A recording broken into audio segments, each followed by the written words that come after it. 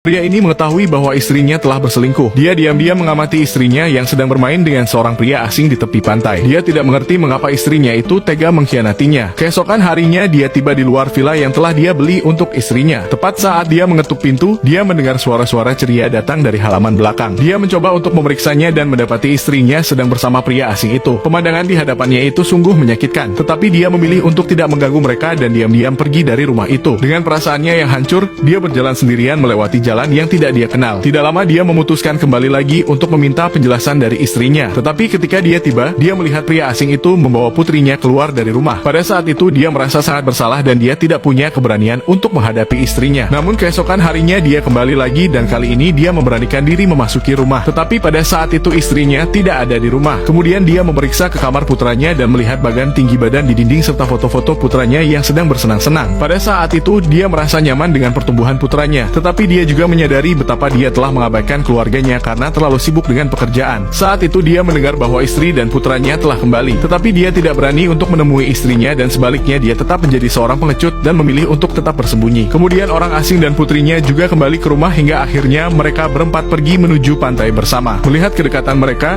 dia merasa seolah-olah ada batu berat yang menekan di dadanya. Ketika dia akhirnya turun ke bawah, dia melihat beberapa dokumen imigrasi di atas meja. Ternyata istrinya berencana untuk memulai hidup baru dengan pria asing itu. Dia kemudian mengikuti mereka ke pantai dan melihat mereka bermain pasir dengan riang. Terlihat jelas bahwa keluarga itu tampak seperti gambaran keluarga bahagia. Namun di dalam hatinya tetap menyimpan kebencian sehingga dia mulai menyelidiki latar belakang pria asing itu. Yang mengejutkannya, ternyata orang asing itu hanyalah pekerja biasa dengan kemampuan finansial yang jauh lebih sedikit dibandingkan dirinya. Hal ini membuatnya bingung mengapa istrinya jatuh cinta pada orang seperti dia. Kemudian dia mengikuti orang itu ke rumah sakit yang ternyata orang itu memiliki istri yang telah terbaring selama bertahun-tahun. Hal itu membuatnya semakin bingung, sehingga setelah orang itu pergi, dia memasuki kamar dan menceritakan kepada wanita itu tentang perselingkuhan suaminya. Dia mengira istrinya itu akan marah besar, tetapi ternyata wanita itu sudah mengetahuinya sejak lama dan bahkan dia merasa senang bahwa suaminya telah memiliki wanita lain. Dia menjelaskan bahwa dia telah lumpuh selama 6 tahun dan suaminya harus menghidupi putri mereka sambil membayar tagihan medisnya. Dia hanya bisa berharap agar suaminya dan putri mereka akan bahagia. Kata-katanya itu menyentuh hatinya dan membuatnya bertanya-tanya apakah dialah yang telah menghalangi kebahagiaan istrinya. Ketika dia ingin mengucapkan selamat tinggal kepada sang istri, dia mendapati pemandangan yang kacau di dalam rumah itu. Kemudian dia mendekati seorang wanita tua untuk menanyakan apa yang telah terjadi. Wanita itu mengatakan bahwa tetangganya itu telah membawa seorang anak laki-laki ke rumah sakit. Dia bergegas ke rumah sakit dan ketika dia tiba, dia melihat orang itu terengah-engah dan bahkan salah satu kakinya terluka parah. Pada saat itu, akhirnya dia menyadari mengapa putranya begitu dekat dengan pria itu dan mengapa istrinya telah jatuh cinta padanya. Hingga pada akhirnya dia memutuskan untuk tidak mengganggu mereka dan pergi meninggalkan keluarga istrinya yang baru.